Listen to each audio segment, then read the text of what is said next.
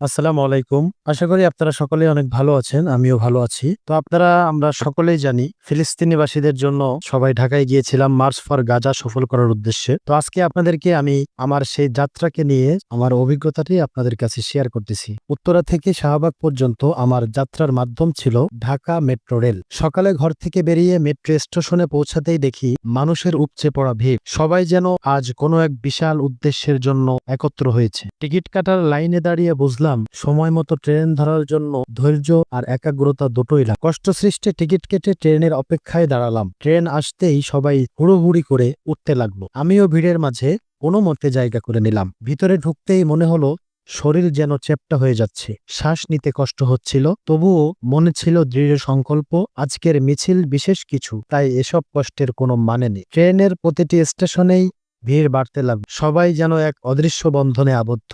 অন্যায়ের বিরুদ্ধে ন্যায়ের পক্ষে দাঁড়ানোর জন্য শাহবাগে পৌঁছে দেখি হাজারো মানুষ পতাকা হাতে মিছিলে যোগ দিয়েছে। স্লোগানে স্লোগানে মুখরিত পুরো এলাকা।